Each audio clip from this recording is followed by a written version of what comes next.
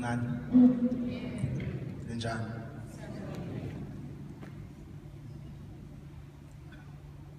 Thank you, Susan, for the opportunity. Solwazi so much. Baba Andreza, thank you for inviting us to this prestigious gathering. As Susan said, my name is Bongani Dladla. I come from an area of Kwatambuza in Pietermaritzburg. Is there anyone from Pietermaritzburg here? Oh, good, kind. Just a few disclaimers. I'm not a motivational speaker, I just believe in information sharing. And my journey to the United States is going to be different from that of others. And it's definitely not a bragging session, but just an information sharing session. I think this defines what we are doing, African Renaissance. I too am an African. And this picture just shows the African Renaissance sculpture in Ethiopia, and it shows a child on the shoulder of a man and a woman leading us. Yeah.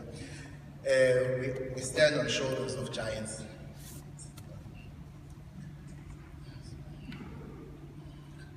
Just a brief outline of my presentation. I'll talk about growing up in a township, learning and growth at the University of KwaZulu-Natal, defining the Africa that we want and the action that we take towards that, and the road to Berkeley and re-engineering all dams, which is in my profession as civil engineering.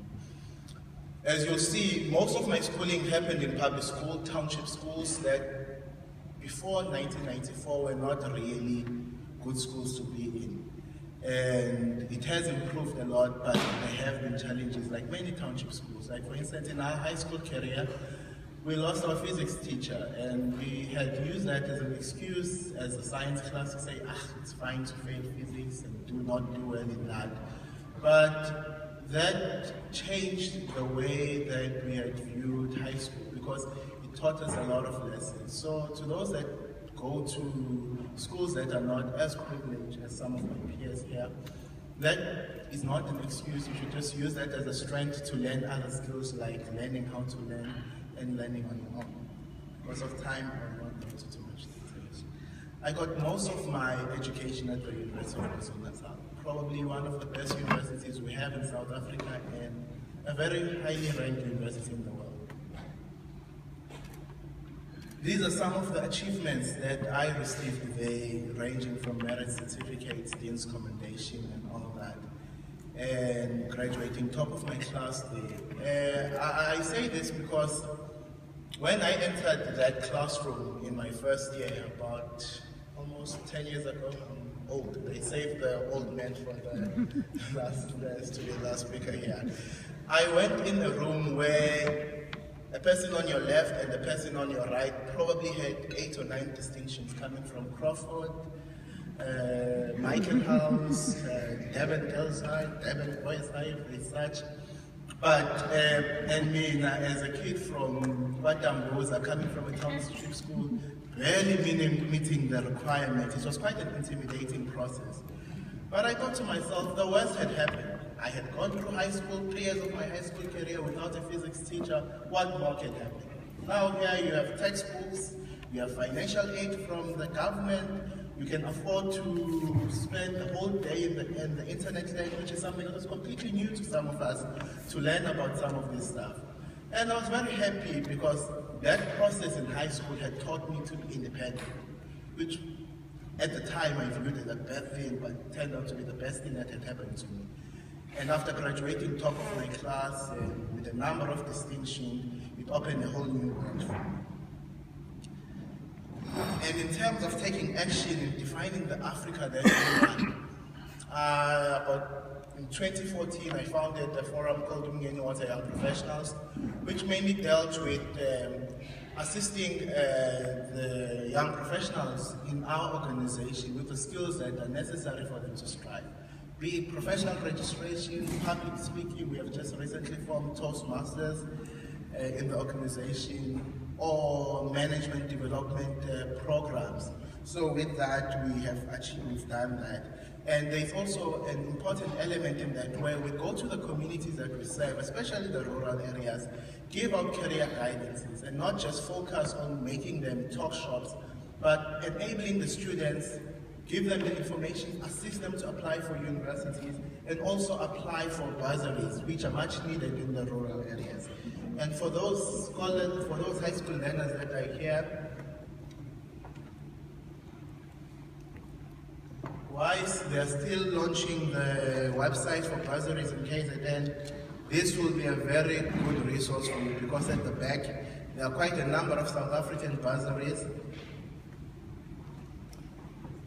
The older people like myself who are interested in higher education, there are also bursaries there for studying overseas. So with this work, it has actually helped me to travel the province to see the challenges and the progress that has been made by our government, and also to assist where possible, because we have, if we see a problem, we have to solve it ourselves. Do not just sit around and hope the problem, or wind up hoping the problem away. And I'm also part of a very incredible group here in Durban, the World Economic Forum Global Shapers Community, which, again, Africa is full of young people. Probably more than half of our population is young people. So these guys, they come around and define the problems that they feel they can solve in their cities. And right now we run 2 programs, Ikusasa in high school entrepreneurship clubs. But if you're interested in knowing about this, it's incredible work that most of us can support and contribute to. Yeah. Like I said, we stand on shoulders of giants, and I wouldn't have come this far or go where I'm going without the incredible assistance of great Africans like Professor Malekopura Makhoba, our former Vice Chancellor at UKZN. And if you guys think you have good parents, you should meet mine. They're probably the best. You meet all your parents. And then another incredible South African, Professor Derek Stretch, one of the leading fluid mechanics professors in Africa, probably the world. He taught me a lot of things. And then many other people. Where I'm going to the University of California, Berkeley. The school probably has the best civil engineering program in the world. And I'll be working under a great man, Professor Matt. He's done research also here in South Africa in dams.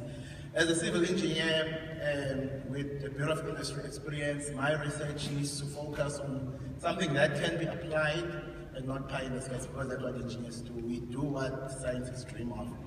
So I'll be researching.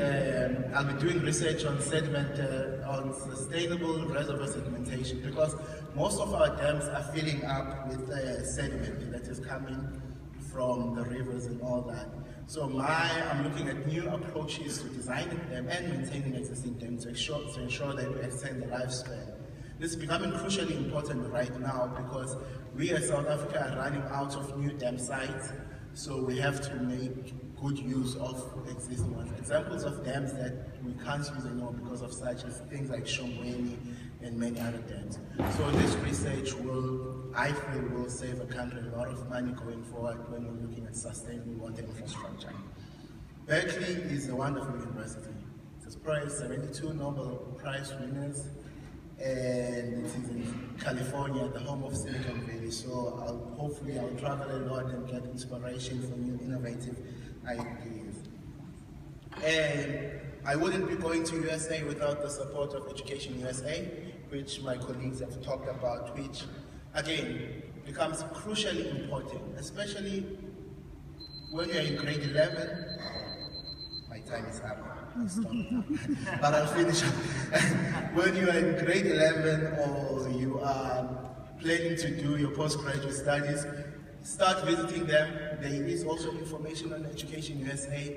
They will take you through the process, and again, giving you what you want in terms of the school that is right for you. Because not all of us will go to Harvard, Yale, blah, blah, blah, blah, blah, blah, blah, blah, blah. But they are good schools.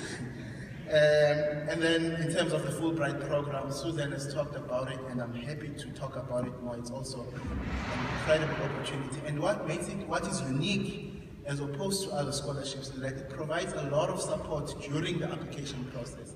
Because to get to an international university, whether it's the UK or America, you need to write things like GRE, TOEFL test, application to the university. That can add up to thousands of rands. And the Fulbright programs, once you are selected, it takes care of that. And this is Team Dladla with my wife, my beautiful wife, and my son and me,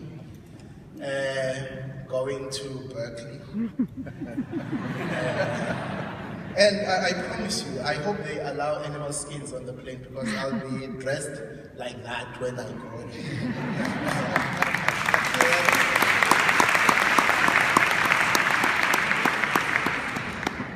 Thank you very much, and we are working towards the Africa we want.